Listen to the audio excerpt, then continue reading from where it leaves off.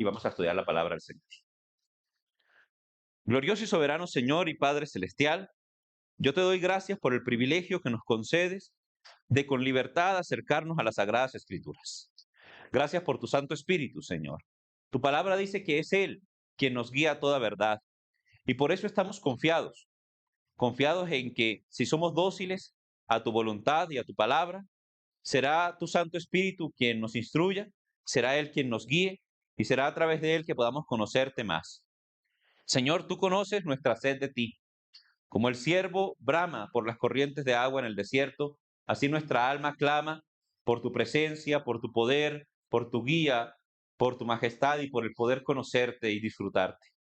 Por eso, Señor, rogamos que hoy nos concedas luz y podamos estudiar la palabra, que tú suplas mis deficiencias como ser humano, mis falencias, Señor, y que seas instruyéndonos a todos los que aquí estamos porque te buscamos de corazón. Ante ti, Señor, pedimos docilidad, que nuestra mente no sea rebelde, que nuestro corazón no sea rebelde y que podamos recibir, Señor, con mansedumbre la palabra implantada que puede salvar nuestras almas. A ti te glorificamos y adoramos en el nombre de Cristo Jesús. Amén. Amén. Bien, hermanos, estamos estudiando las Sagradas Escrituras y específicamente en el libro El Evangelio según San Juan.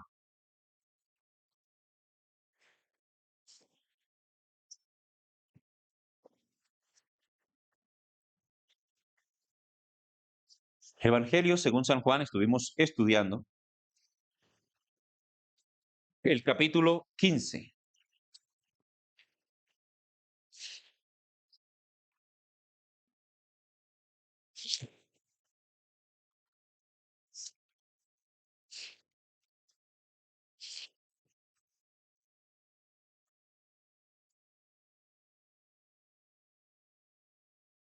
Estuvimos estudiando la vez pasada desde el versículo 18 hasta el versículo 21. Allí analizábamos cómo, estando en ausencia de la persona misma de Cristo, el aborrecimiento que el mundo manifestó históricamente a Jesucristo, ahora es dirigido a la iglesia como cuerpo de Cristo. Y estuvimos estudiando los diferentes aspectos de ese rechazo sistemático, producto de la naturaleza caída del ser humano hacia la persona de Cristo y una vez entonces redireccionado a la iglesia. ¿Por qué razones? Pues mirábamos precisamente porque la iglesia ya no es de este mundo, sino que es celestial. Hablamos también de que la iglesia sirve a Cristo y por lo tanto es aborrecida por el mundo y que eso hace pues que la iglesia reciba parte de ese rechazo que antes, históricamente, fue dado al Señor Jesucristo. Pero las palabras de Cristo no terminan en el versículo 18, continúan allí, en el versículo 21, perdón, sino que continúan allí y nos explican algo más. No solo que el mundo aborrece a la iglesia del Señor Jesucristo, sino que el mundo entonces no tiene excusa de su pecado. No tiene excusa por el pecado de rechazar a Cristo. Ahora, siempre hay una excusa porque desde que se inventaron las excusas todo el mundo queda bien. Entonces, si hay algo en lo que el ser humano se ejercita, es en dar excusas. Es más, el ser humano tuvo esa habilidad porque ustedes recuerdan qué le contestó Adán a Dios apenas Dios le dijo, oye, ¿comiste del árbol que te dije que no comieras? ¿Qué le contestó Adán? La mujer que tú me diste. Entonces la culpa ya era, ni siquiera de la mujer, la culpa era de Dios. ¿Para qué me dio esa mujer tan maluca? Muchos hombres piensan así, yo no. Pero esa fue la excusa de Adán. Esa fue la excusa de Adán. La mujer que tú me diste, ella me dio. Y yo cuando me preparan la comida no miro, como nada más. Entonces él estaba excusándose.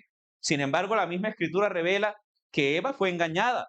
En cambio, Adán incurrió en transgresión. O sea, Adán voluntariamente se rebeló ante Dios. De ahí que el pecado entró al mundo por un hombre, no por una mujer. Entonces, dése cuenta cómo el hombre, siendo el culpable, no acepta su responsabilidad por el pecado, sino que de una vez señala a otro y busca una excusa. Ahora yo me imagino que la gente que rechaza el Evangelio pensará que puede tener una excusa válida y que el día que se presente delante de Dios puede darle una excusa. No, Señor, pero es que, no, ¿por qué no me mostraste? ¿Por qué no me dijiste? ¿Por qué no? Tal vez alguna excusa. Sin embargo, el texto de Juan que tenemos de aquí en adelante precisamente comienza a derribar las diferentes excusas que el ser humano puede poner delante de la persona de Cristo ante la realidad del rechazo de la persona de Cristo. Entonces, la primera razón por la cual el mundo no tiene excusa, pasemos ahí, hijo. El mundo no tiene excusa por rechazar a Cristo, por el pecado de rechazar a Cristo, es porque Cristo les ha hablado. Vamos a Juan 15, 22. Juan capítulo 15, versículo 22. Ahí tenemos entonces la primera de las verdades de por qué el hombre no tiene excusa delante del Señor. Leemos a la cuenta de 3. 1, 2, 3. Si yo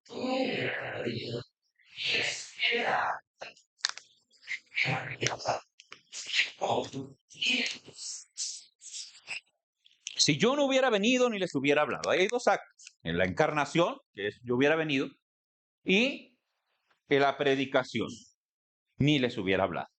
Entonces, Dios se ha revelado, hermanos, al mundo entero.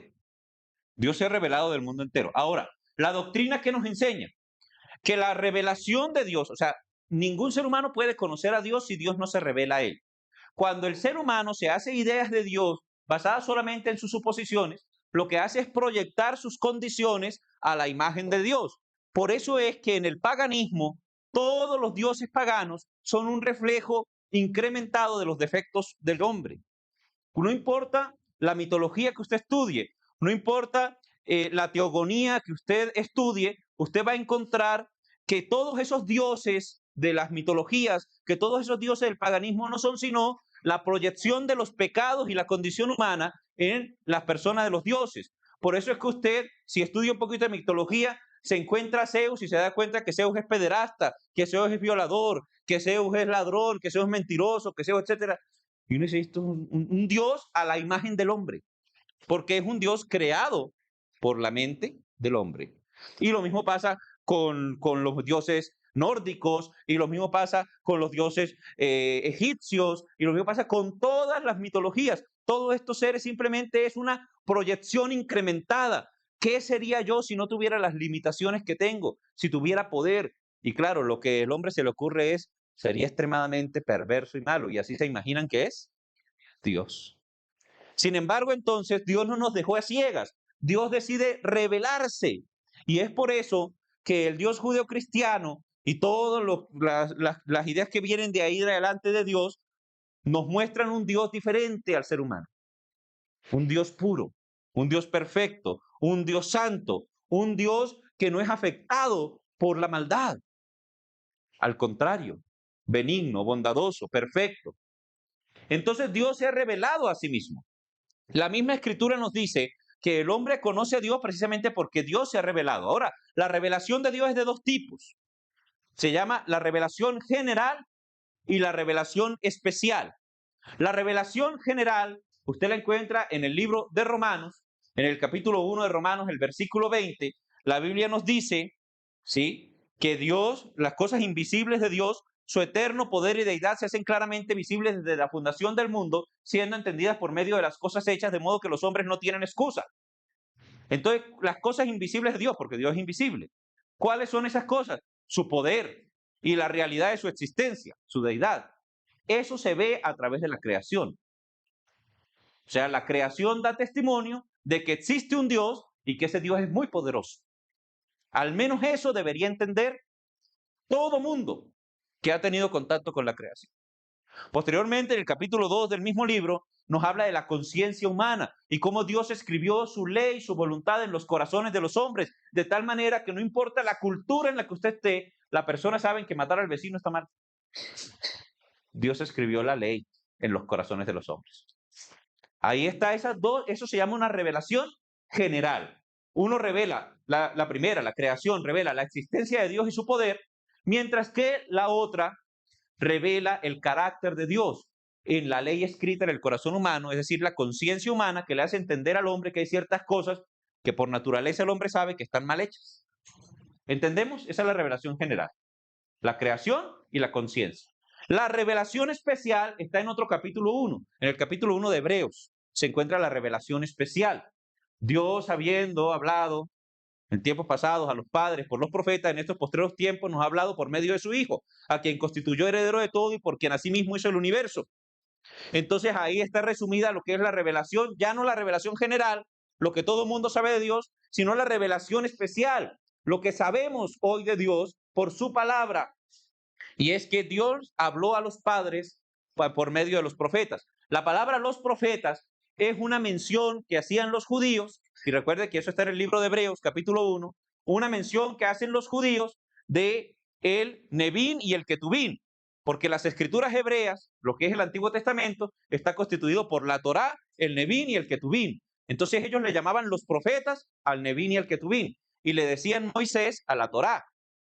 Por eso en la parábola que tenemos del rico y Lázaro, la Biblia, el padre Abraham le dice, a Moisés y a los profetas tienen, a él escuchen, a ellos escuchen.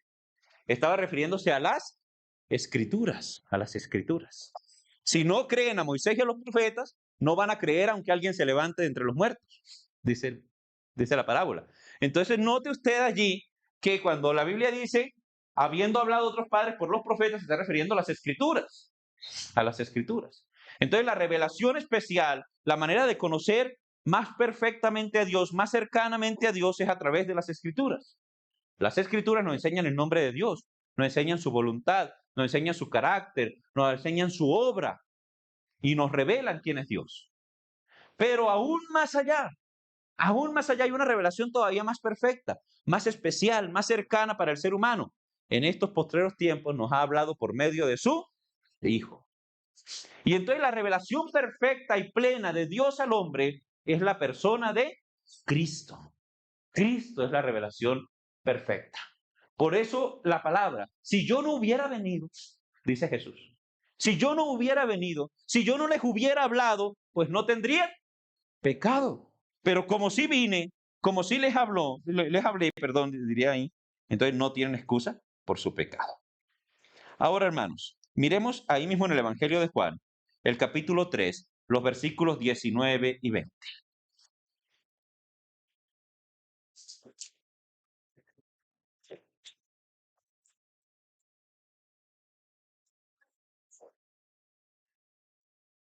Aquí estos versículos hablan de en qué consiste la condenación del ser humano. Por eso hay dos puntos ahí. Esta es la condenación. Entonces, ¿cuál es la condenación?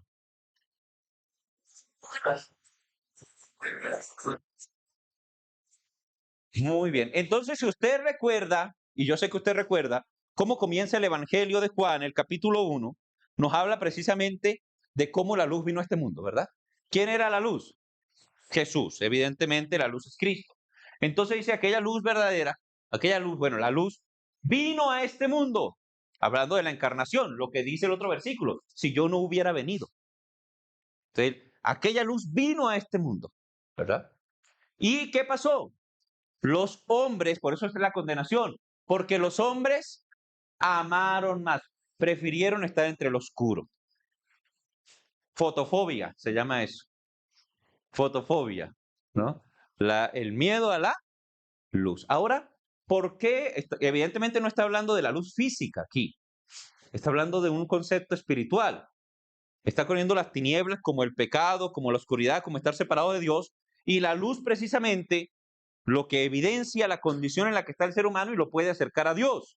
Precisamente por eso es la fobia a la luz, porque ustedes saben cuando uno está en un lugar oscuro, cómo los ojos se le acostumbran a la oscuridad. Y viene algún salado y le prende un bombillo a uno. No falta, ¿verdad? El que tengo que mirar porque se me perdió tal cosa, ¡plum! Y le prenden a uno la luz. Y uno, en ese momento uno no es muy amable, ¿verdad? ¿Y por qué? ¿Qué siente uno? ¿Qué sienten los ojos? Fastidio, ardor, rechazo, porque está acostumbrado hasta ese momento a las tinieblas. Está acostumbrado a ese momento a estar en la oscuridad. Bueno, ahí biológicamente se abre, ¿no? La retina del ojo y entra más luz y por eso arde la exposición a la luz, quema. Ahora, la realidad es que la luz deja ver el defecto en la vida del ser humano. Por eso, cuando uno se levanta temprano, en el caso de los varones, nos levantamos temprano, entre a media luz, nos echamos una afeitada y salimos. Y por allá en el trabajo nos miramos y decimos, ay, ve cómo me quedé torcido y me dejé unos pelos aquí. Y verdad, no me los vi en la mañana, estaba perfecto. Pero con la luz se ven los defectos, se dejan ver los defectos. Ahora, el pecado pasa eso. Mientras estamos en las tinieblas, en la oscuridad, mientras el mundo nos celebra la maldad, mientras el mundo nos celebra el pecado, pues no fastidia. Pero cuando vamos a la luz de Cristo, a la luz de su santidad, a la luz de su perfección, el moralismo que el mundo nos acepta como perfecto, la conducta fingida que el mundo nos acepta como perfecto, delante de Dios no vale nada. Mis buenas obras que el mundo me celebra y me ve bien, delante de la santidad y la pureza de Cristo, no tienen ningún valor. Y al contrario, me generan vergüenza. Y la Biblia le llama trapos de inmundicia. Entonces, por eso arde la luz, hermanos. Porque cuando usted se acerca a Cristo, no importa que usted ore mucho. Cuando usted se ve a la luz de Cristo, no importa que usted sea pastor o que sea anciano o que sea el más espiritual del barrio y el líder espiritual de su familia. Cuando usted se acerca a la luz de Cristo, no importa si usted ha venido a culto sin fallar este año. Cuando usted se acerca a la luz de Cristo, no importa si usted ofrenda o mucho o poco, no importa. Cuando usted se acerca a la luz de Cristo, usted se queda deficiente, usted se queda defectuoso, usted se queda pobre y por eso el mundo rechaza la luz. Esa es la realidad. Porque entre más cerca se está de Cristo, más feo me veo yo. Eso es lo que pasa. Ahora, Cristo vino y el mundo amó más las tinieblas que la luz. Tenemos una cita más para estudiar aquí. Juan capítulo 12.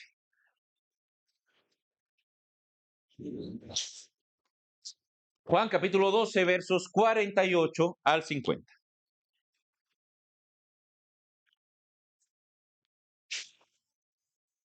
Hagamos lo siguiente.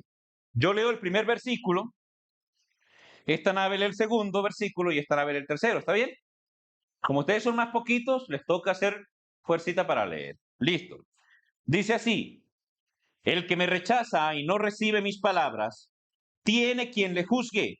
La palabra que he hablado, ella le juzgará en el día postrero. Porque yo no he hablado de fuera. Padre que me envió, él me dio mandamiento de y de lo que he de hablar.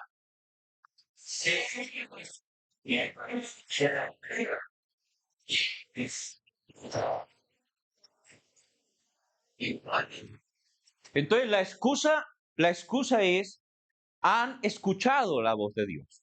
Han escuchado, Dios les ha hablado, Cristo les ha hablado. Y precisamente el Señor Jesucristo dice aquí que el juicio viene a los hombres a través de las palabras que Él les ha dicho. Incluso el versículo anterior dice, yo no vine a juzgarlos, yo vine fue a salvarlos. El que me rechaza tiene quien le juzgue, pero no señala a una persona como tal, dice, la palabra que he hablado, ella le juzgará en el día postrero. Entonces, ¿bajo qué criterios serán juzgados los seres humanos? Bajo el criterio del discurso y la palabra que fue dada por Jesucristo. Así de importante es la palabra de Dios. Así de importante es las palabras dichas por Cristo. La palabra juzgará en el día postrero. El Señor dice, yo no hablé por mi propia cuenta. El Padre que me envió me dio mandamiento de lo que he de decir y de lo que he de hablar. Y ese mandamiento, ¿qué es? ¿Qué dice el versículo? Ese mandamiento es vida eterna. Entonces, la palabra de Cristo tiene vida eterna en él. Es un mensaje de vida eterna. Rechazar las palabras de Cristo es rechazar las palabras de Dios. Y el mundo entero tiene a disposición las palabras de Cristo y su llamado a recibir la vida eterna a través de la fe en Jesucristo. El rechazo a esas palabras trae condenación al ser humano. Ahora, ahí en el texto base, el versículo 23 dice, el que me aborrece a mí, el texto base es Juan capítulo 15, ¿no? Juan 15. El versículo 23 dice, el que me aborrece a mí, también a mi Padre aborrece. Precisamente porque las palabras que fueron habladas por Cristo fueron las palabras que el Padre le mandó. Así que rechazar el discurso de Cristo es rechazar el discurso mismo de Dios. Entonces ahí está lo primero. ¿Cuál es la primera fuente? ¿Por qué no hay excusa del ser humano que rechaza a Dios? Porque Cristo les ha hablado. Porque Cristo les ha hablado. Ahora, el versículo 24 de Juan capítulo 15 nos da la segunda razón por la cual el ser humano no tiene excusa delante del Señor. Versículo 24, ¿están allí? Juan 15, 24, a la cuenta de 3. 1, 2, 3. Si yo no...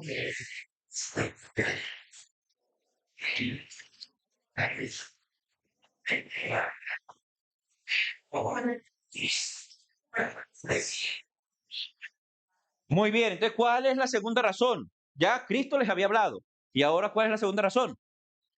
Que Cristo había hecho, o sea, había obrado entre ellos. Entonces, lo primero, por el discurso de Cristo, las palabras de Cristo, pero en segundo lugar, por la obra de Cristo. Cristo había obrado entre ellos. Por eso no hay excusa.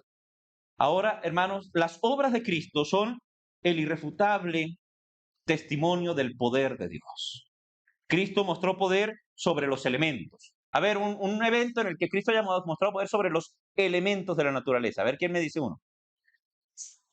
La tempestad, calmó la tempestad, ¿qué más? No. ¿Ah? Caminó sobre las aguas, control sobre el agua, control sobre las tormentas. Los elementos son esos, la naturaleza, hermana Mari. Otro, la multiplicación, eso sí es verdad, ¿no? Ahí sobre la materia misma, la multiplicación de los peces. Ahí vemos, control sobre, ahí tenemos sobre los elementos. Ahora sí, control sobre la enfermedad. ¿Quién me acuerda algo de control sobre la enfermedad? No. ¿Ah?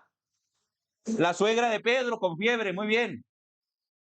El paralítico, muy bueno. Ahí está la hermana, cualquier cosa le pregunta a la hermana Ceci que las tiene listadas. Ahí están, ¿verdad? Las enfermedades. Bueno, la hija de Jairo ya calza en otro. Sobre los espíritus. Dígame sobre los espíritus. El endemoniado Gadareno, ¿verdad? María de Magdala. También. Poder sobre los espíritus. Ahora hablemos de poder sobre la muerte, hermanos. Ahí sí. Es, él mismo resucitó exactamente, pero además de eso, tenemos a Lázaro, ¿verdad? El apellido mío. Y tenemos también a la hija de Jairo. Ahí sí entra la hija de Jairo. El hijo de la viuda de Naín. Muy bien. Entonces, desen ustedes cuenta cómo hay una serie de obras hechas por Cristo y cada una de ellas muestra cosas que no podría ser sino únicamente Dios. El poder sobre la muerte, el poder sobre la enfermedad, el poder sobre el mundo espiritual, el poder sobre los elementos. Y dése usted cuenta que Jesús tuvo enemigos, pero así. El fariseísmo de la época, los líderes políticos de la época eran enemigos de él, los mismos escribas eran enemigos de él, un grupo de enemigos de él, y también entre los saduceos habían enemigos de él. O sea, había mucha gente que quería ponerle un freno al avance de Cristo y su ministerio. Sin embargo, ninguno de ellos pudo decir que esas obras no sucedieron. ¿Se da cuenta? No hay ninguno que argumente diciendo eso no pasó. Y había enemigos que podían haberlo dicho y no hubo nadie, ni siquiera hay un registro escrito de alguno que osara decir que esas obras no sucedieron. Todos los historiadores seculares hablan de grandes obras y milagros que hizo ese señor, así no creen en él, pero saben que esas obras sucedieron, reconocen que esas obras sucedieron. Ahora, después de devolver la vista a un hombre ciego, ese hombre ciego fue interrogado precisamente por los enemigos de Jesús. Lo rodearon y le preguntaron y le preguntaban y le preguntaban y él otra vez contando cómo había sido y contando hasta que se aburrió de contar cómo había sido y dijo las palabras que hay en Juan capítulo 9, versículos 32 y 33. Ahí el ciego dice, desde el principio no se ha oído decir que alguno abriese los ojos a uno que nació ciego. Si éste no viniera de Dios, nada podía hacer. Y los enemigos no podían refutarle porque el ciego estaba ahí mirándolos. El ciego estaba ahí viéndolos y les estaba diciendo eso. Entonces, en lugar de atacar la obra, porque no podían atacar la obra, porque la obra era demasiado sólida para poder atacarla, ¿sabe a quién atacaron? Al ciego. Ah, vos naciste pecador y nos vas a enseñar a nosotros. Así le contestaron. Porque la obra era irrefutable. La obra estaba ahí. ¿Sabe qué hicieron cuando Lázaro resucitó? ¿Qué dice la Biblia? Se reunieron a ver cómo lo volvían a matar. Eso hicieron. Porque la obra era innegable. La obra era irrefutable. La obra está ahí dando testimonio. Aún hoy la obra incomoda. Porque históricamente cada uno de esos milagros fue corroborado por sus enemigos, que no pudieron decir que eso no pasó. Ahí está la obra. Juan capítulo 10, 37 y 38.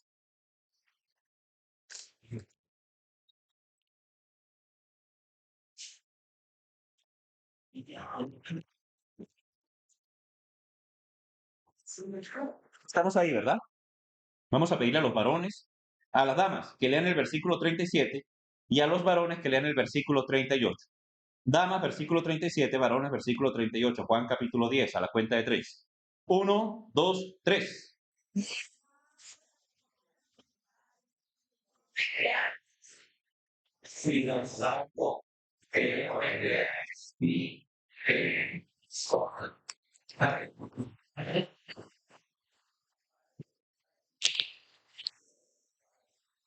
Muy bien, entonces note la forma en que el Señor Jesucristo argumenta y dice, si no me quieren creer a mí, créanle a qué?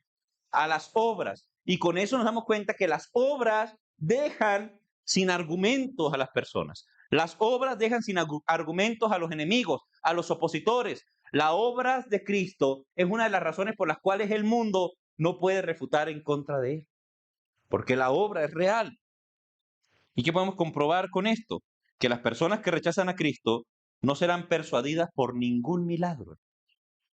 Y las iglesias creen que es eso. Las iglesias se van desviando de la predicación y se van concentrando en el milagro, en la experiencia. Se van concentrando y eso es una desviación progresiva que se va dando. Van dejando de predicar, dejando de usar la Biblia para predicar y gastan 1 o 2 horas ahí haciendo oraciones fuertes para ver si cae escarcha, para ver si se calzan las muelas, para ver si la gente se cae de para atrás, para ver, pensando que esa obra va a convencer al incrédulo. Hermano, si la persona no quiere creer a Moisés y a los profetas, no creerán ni aun si alguno se levantara de su tumba. Así lo dice el Señor Jesucristo. ¿Y saben quién sí se levantó? Él. Y no le creen, no le creen. Porque el problema de la incredulidad es un asunto espiritual. El milagro no va a reemplazar, porque la fe tiene que ser dada por el Santo Espíritu de Dios en una obra sobrenatural al ser humano. Entonces, quien tiene fe no necesita el milagro. Escuche esto. No tiene usted que ir a reclamar su milagro, como le dicen en otro lugar. No es pase por aquí, reclame su milagro, como si los milagros estuvieran en promoción, como las empanadas cuando ya están poniendo viejitas y las bajan a mitad de precio. No funciona así. No funciona así. Quien tiene fe no necesita un milagro.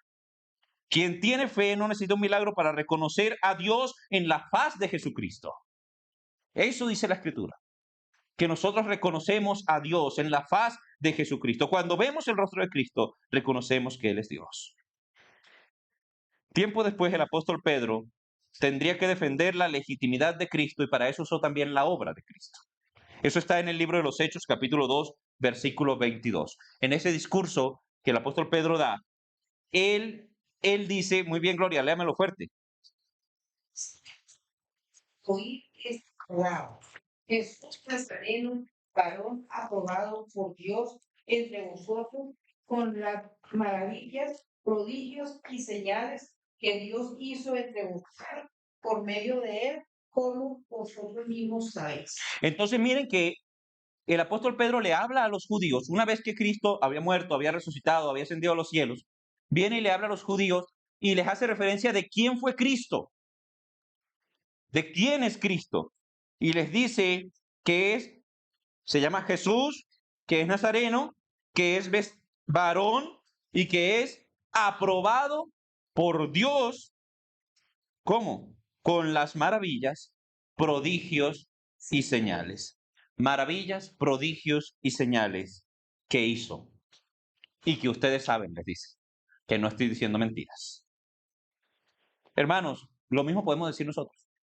Vosotros también sabéis que nuestro Dios sigue haciendo milagros entre nosotros. ¿Cuántos lo creen? Dios sigue haciendo milagros entre nosotros.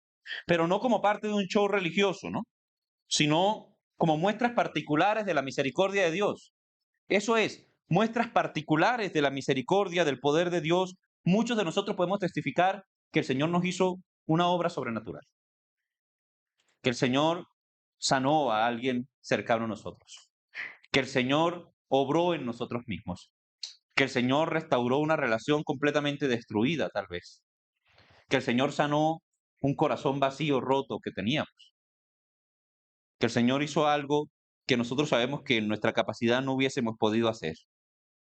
Muestras particulares de la misericordia de Dios. Muchos pueden testificar sanidades, prodigios entre esta misma iglesia. Pero si esos prodigios no se dieran, y esa es la realidad, porque hay veces que estamos desesperados por un milagro, al punto de estar impacientes, ¿no? Pero si Dios en su soberana voluntad nos hiciera caminar en esta vida sin ver absolutamente ninguna señal, sin ver absolutamente ninguna obra prodigiosa, piensa en eso. Si usted tuviese que andar en esta vida sin ver absolutamente nada, usted podría seguir a Cristo, porque de eso se trata la fe. De eso se trata la fe. El pueblo cristiano, estoy seguro, seguiría esperando a su Salvador, aunque no hubiera milagros para contar, aunque no hubieran sanidades para contar, aunque no hubieran prodigios, milagros y obras para contar, porque el creyente no necesita un milagro para seguir a su Señor. Y sin embargo, Dios no los da, no los da. Muchas veces no los ha dado. El mayor milagro es la fe, la posibilidad de confiar y de creer en Cristo sin haberle visto. Así dice 1 de Pedro capítulo 1, versículo 8, ¿verdad? En quien creéis sin haberle visto. De eso se trata nuestra fe. Volvemos a Juan capítulo 15. Miramos el versículo siguiente, ya estudiamos el 24. Ahora miremos el 25. En él tenemos otra razón por la cual el mundo no tiene excusa ante el pecado de rechazar a Cristo. El versículo cita de la siguiente manera: pero esto es para que se cumpla la palabra que está escrita en su ley. Sin causa me aborrecieron. Bueno, la siguiente razón por la cual no hay excusa ante el pecado de rechazar a Cristo es porque es un pecado sin causa, hermanos. No hay causa para rechazar. La Biblia dice que Jesús como un cordero fue llevado al matadero, exactamente como un cordero pascual. El cordero de la Pascua se llevaba una semana antes al templo. Allí se amarraba en un lugar público para que todo el que quisiera, todos los maestros de la ley, todas las personas religiosas, se acercaran y revisaran el cordero. Lo amarraban en un poste, le hacían un cerquito y las personas venían y miraban el cordero por un lado, por el otro, lo analizaban, porque la Biblia decía que el cordero que se tenía que ofrecer tenía ciertas condiciones: ser macho de 1 año, sin mancha, sin mácula y sin defecto alguno. Así, mucha gente quería revisarlo él mismo. Querían darse cuenta si en realidad no había mancha. Querían revisarlo a ver si no había defecto. Entonces amarraban el animalito en un poste y la gente venía y miraba. Y le miraba las paticas, le miraba el pelo, le miraba los dientes, le miraba las orejitas, le miraba los ojos. Miraba que no tuviera defecto. Cuando usted lee la Escritura se da cuenta que el Señor Jesús entra, su entrada triunfal, a Jerusalén, de la misma manera que recibían al Cordero pascual. Así lo recibieron. Y posterior a eso pasa al templo, y ella se estaba una semana en el templo. Y van los fariseos y le hacían una pregunta. Y David dice, buscando corcharlo, buscándole la caída. Luego venían los saduceos y le echaban una pregunta. Y así cada uno durante una semana buscándole la falla, buscándole el pecado, buscándole hasta que Marcos capítulo 12, versículo 34 dice, y ya no osaban preguntarle nada. Búsquelo a ver, ¿verdad? Marcos capítulo 12, verso 34. Allí dice que sus enemigos no osaron preguntarle más, ¿verdad? ¿Lo encontraron? Muy bien. Mire lo que dice al final. Después de que contesta la última pregunta, dice, y ya ninguno osaba preguntarle. Ya ninguno lo había podido derribar. Ya ninguno le había podido encontrar defecto. Es decir, el cordero para el sacrificio había sido hallado perfecto. Eso es lo que está diciendo ahí. El cordero para el sacrificio en ese momento había sido hallado perfecto. Y dése cuenta que llevan a Cristo ante Poncio Pilato. Y Poncio Pilato en Juan capítulo 18, versículo 38, dice, yo no hallo en él delito alguno digno de muerte. ¿Es o no es? Yo no hallo en él defecto tampoco. Yo no hallo en él ningún delito, se lo dice él a los judíos. Entonces, Jesús es perfecto, hermanos. Jesús es justo y perfecto. Y sin embargo terminó en una cruz. Y el hombre de hoy también se halla desprovisto de argumentos contra Cristo. El mundo moderno tiene argumentos contra la iglesia, contra los evangélicos, contra los cristianos, contra la historia de la iglesia, sobre todo después de la desviación que sucedió en el romanismo y que los llevó a tantas barbaries y a tantas prácticas oscuras. Pero contra Jesucristo no hay argumento. Contra Jesucristo no hay argumento. Su odio contra Cristo no nace sino de la naturaleza caída, de la rebelión contra Dios, pero el carácter de Cristo es perfecto. El discurso de Cristo es perfecto. ¿Cuál es el carácter de Cristo? El que está en Gálatas capítulo 5. El versículo 23, después de que hace la lista, amor, gozo, paz, paciencia, benignidad, bondad, fe, mansedumbre y templanza, dice, contra tales cosas, ese era Cristo. Y contra eso no hay ley.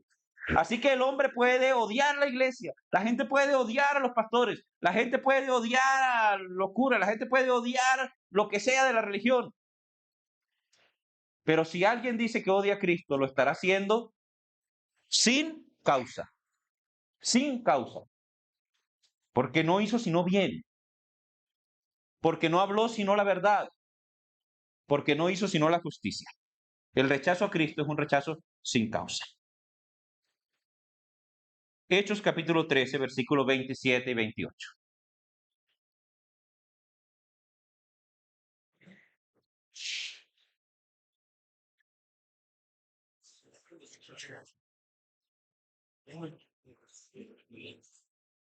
Allí relata lo ocurrido con el Señor Jesucristo y la Biblia dice, los habitantes de Jerusalén y sus gobernantes, no conociendo a Jesús ni las palabras de los profetas que se leen todos los días de reposo, las cumplieron al condenarle. Y sin hallar en él causa digna de muerte, pidieron a Pilato que le matase. Y el testimonio dice, sin hallar en él causa digna de muerte.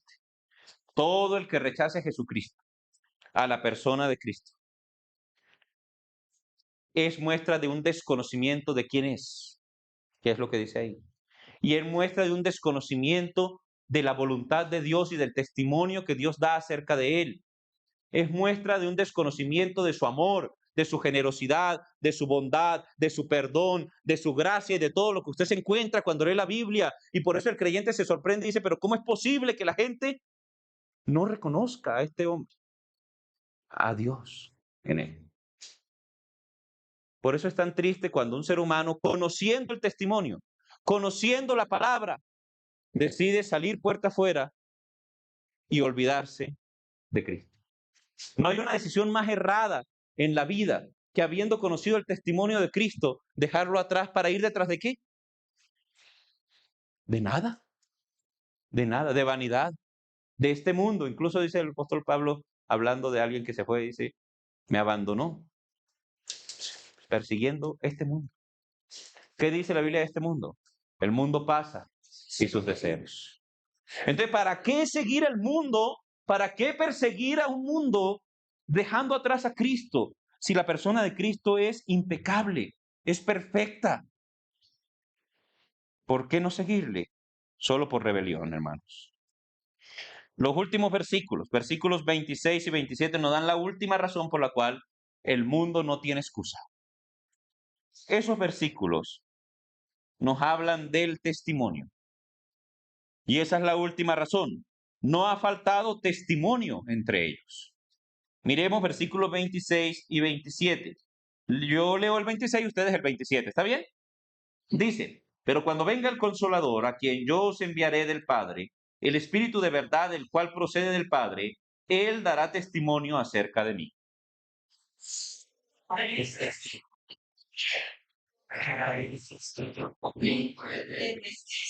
Amén. Entonces, se cuenta usted que el testimonio está dividido conforme a cómo está la división natural del versículo, también está dividido, ¿verdad? El testimonio es por parte, primero, ¿de quién? Del Espíritu Santo. Muy bien. Y segundo, ¿qué dice el versículo 27? ¿Quiénes son vosotros? La iglesia, los creyentes. Entonces, el testimonio es dado por el Espíritu Santo y también por la iglesia. Por parte del Espíritu Santo, Jesús prometió el Espíritu Santo, ¿no? Y que el Espíritu Santo haría una obra de convicción. Convencería al mundo, según Juan 16:8, de pecado, de justicia y de juicio. Saber que es Dios a través de su Espíritu, ¿no? Quien hace la obra de convencer al mundo, nos da a nosotros como un respaldo. Dios le mandó a usted a dar testimonio, pero cuando usted analiza y sabe que el Espíritu Santo es el que se encarga de hacer la obra de convicción y de traer una persona y convertirla en hermano suyo en la fe, usted descansa. Descansa. El Espíritu va a hacer la obra que Él desea hacer, sin que eso me exima a mí de mi responsabilidad también de dar testimonio, porque ahí aparecen las dos, el Espíritu y vosotros. Es decir, el Espíritu da testimonio, eso no hay que ayudarlo, Él lo da, pero vosotros daréis testimonio también, lo que quiere decir que sobre nosotros también recae una responsabilidad. En Hechos capítulo 5, versículos 32 y 33, dice, nosotros somos testigos suyos de estas cosas, y también el Espíritu Santo, el cual ha dado Dios a los que le obedecen. Y dice que ellos, oyendo eso, se enfurecían y querían matarlos. Ese fue Pedro y Juan siendo interrogados acerca de por qué predicaban sobre Cristo. Y entonces ahí él dice, el Espíritu Santo da testimonio. Y el Espíritu Santo es dado a los que le obedecen. Lo que quiere decir, hermanos, que cuando usted lo increpen, que cuando usted le diga que por qué dice eso, usted dirá, no solo lo digo yo, lo dirá todo aquel que reciba el Espíritu Santo. No faltará testigos de Cristo, porque no soy solamente yo, no es solamente Pedro y Juan que dijeron allá, sino que ellos dijeron, también todos los que reciben el Espíritu Santo lo harán. El Espíritu Santo lleva a dar testimonio de Dios. Por lo tanto, todo creyente es un testigo potencial de Cristo. Y ahí entramos a lo segundo. A los creyentes dando testimonio acerca de Cristo. ¿Qué dice Hechos 1:8? ¿Quién lo tiene ahí? Conocidísimo. Pero recibiréis, ¿cuándo?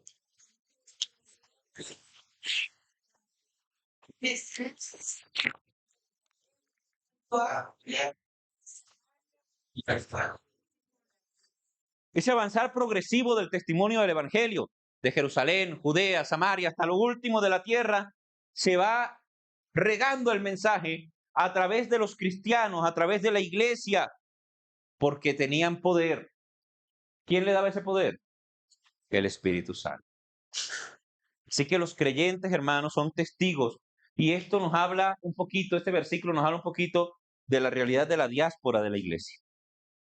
Poco a poco se va extendiendo el Evangelio y los que hoy estamos acá y no queremos ser separados, pero seremos llevados algún día por la voluntad de Dios a otros lugares. A otros lugares. No sabemos cómo.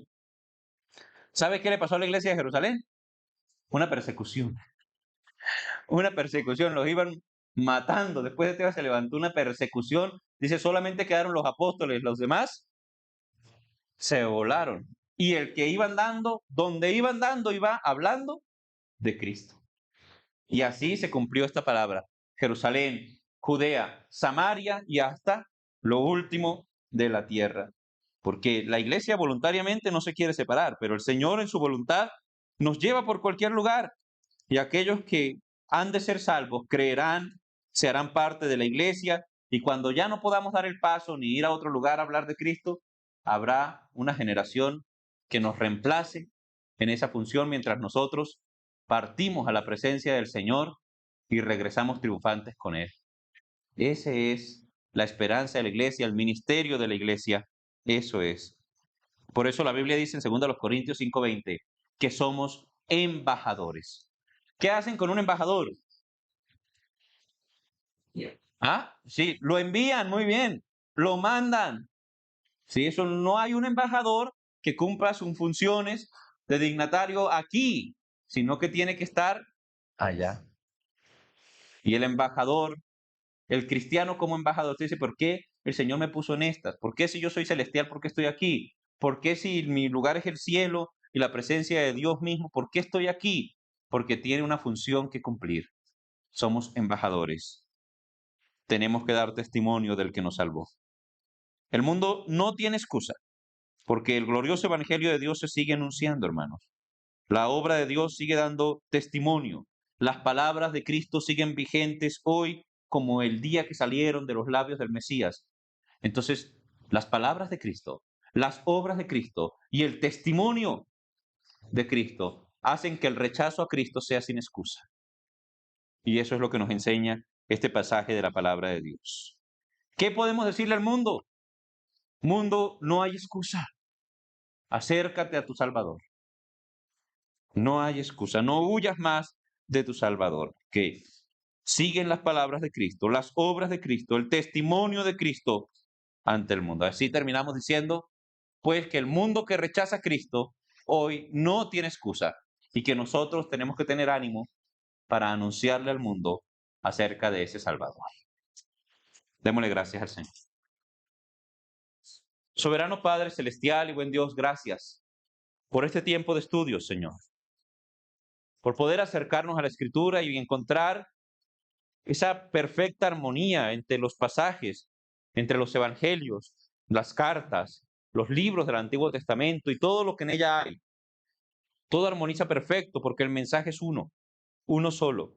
Jesucristo, como Salvador, como Dios, como Rey, como sacerdote, como profeta.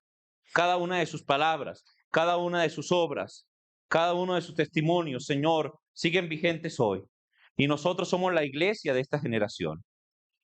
Padre, estamos en esta tierra mientras cumplimos la obra para la cual nos tienes aquí y esperamos tu pronto regreso, tu triunfo, tu gobierno, tu excelencia, Señor. Gracias, Padre, por la obra que haces. Permítenos, Señor, con denuedo, con valor, seguir presentando a Cristo como única y suficiente fuente de salvación para el hombre. A ti sea la gloria y la honra por los siglos de los siglos. Amén y amén. Gracias, hermanos.